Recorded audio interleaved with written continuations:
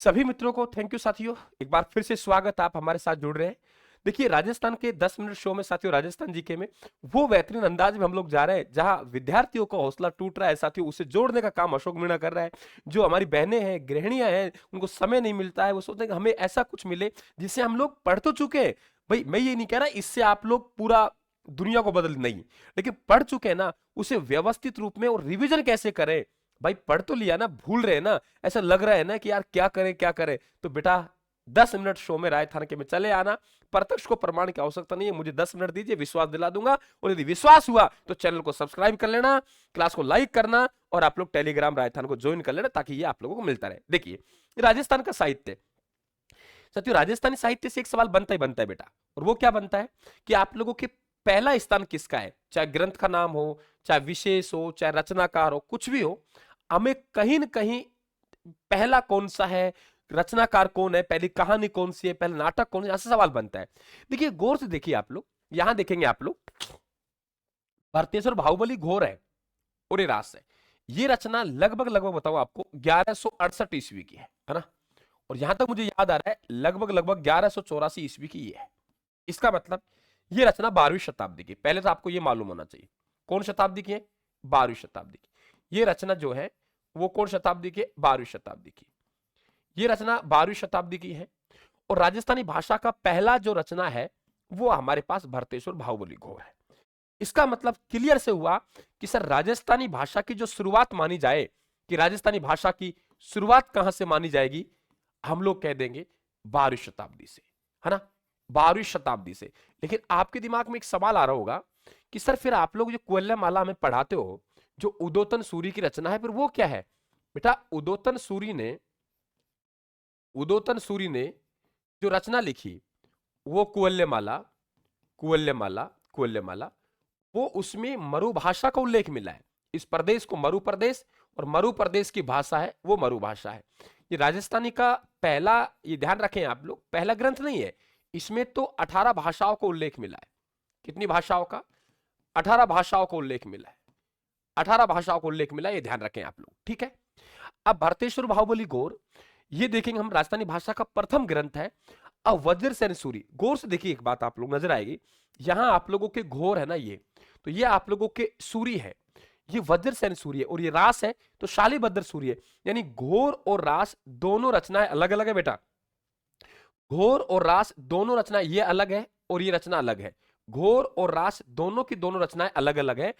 अब याद कैसे करेंगे, देखो वज्र मतलब कठोर, कि कठोर आदमी घूर घूर के देखता है, तो भरतेश्वर बाहुबली घोर वज्र सेन सूरी। और यहां रास है, रास मतलब ठंडा, गन्ने का रस क्या होता है, ठंडा होता है, ठंडा होता है। और सीला मतलब सीला, सीला मतलब देशी भाषा का शब्द ठंडा बोलते हैं, तो रास आ गया रस, गंडे का सीला, शालीभद्र सूरी। यानी इन दोनों में गड़बड़ मत कर देना। तो राजस्थानी भाषा का प्रथम ग्रंथ भरतेश्वर बाहुबली घोर, संवत उल्लेख वाली प्रथम रचना 1184 की, ये आप लोगों को होगी, इसमें संवत का उल्लेख है। कनक सुंदरी, देखो आपके पास दो आप उपन्यास है, एक है अबलाओं का इंसाफ। आपसे पूछेगा राजस्थानी भाषा का प्रथम उपन्यास कनक सुंदरी शिवचंद भरतिया ने, लेकिन आपसे नहीं नहीं, हिंदी भाषा का प्रथम उपन्यास कौन सा है, राजस्थान का हिंदी का प्रथम उपन्यास, राजस्थान का हिंदी का प्रथम उपन्यास, तो उत्तर आपका कौन सा आएगा, अबलाओं के इंसाफ, जो अंबिका दत्त व्यास ने रचित किया है। मैं कहूं राजस्थान का, राजस्थानी में लिखा गया, राजस्थान का पहला उपन्यास जो राजस्थानी में लिखा गया उसका नाम है कनक सुंदर। राजस्थान का पहला उपन्यास जो राजस्थानी में लिखा गया उसका नाम क्या है, कनक सुंदर है। लेकिन वो कह रहे नहीं, राजस्थान का प्रथम हिंदी, जब हिंदी जुड़ गया तो अबलाओं के इंसाफ अंबिका दत्त व्यास लिखेगी। देखो नाटक, राजस्थानी का पहला नाटक, नाटक खाने वाले लोग, नाटक करने वाले लोग, नाटक करने वाले लोग, नाटक करने वाले लोग केसर खाते हैं, नाटक करने वाले लोग केसर खाते हैं। इसका मतलब केसर विलास प्रथम राजस्थानी नाटक है। और विश्रांत विलास, ये देखेंगे हम लोग कहानी, कहानी मतलब कहानी कब सुनते हैं, तब हम विश्राम करते हैं, विश्राम करते हैं, विश्राम करते हैं ना तब कहानी सुनते हैं। कभी चलते कहानी नहीं सुनी, काम करते हुए कहानी नहीं सुनते। तो नाटक और कहानी में नाम में कंफ्यूज मत हो जाना। नाटक की बात करेंगे तो हम कहेंगे केसर खाने वाले लोग गुरुजी नाटक करते हैं, केसर खाने वाले लोग नाटक करते हैं। कहानी तब सुनते हैं तब हम विश्राम करते हैं। तो राजस्थानी की पहली कहानी विश्रांत विलास, पहला नाटक केसर विलास, ये शिवचंद भरतिया लिख रहा है। बादली आधुनिक राजस्थान की प्रथम काव्य कीर्ति है, चंद्र सिंह बिरकाली जी हनुमानगढ़ से थे।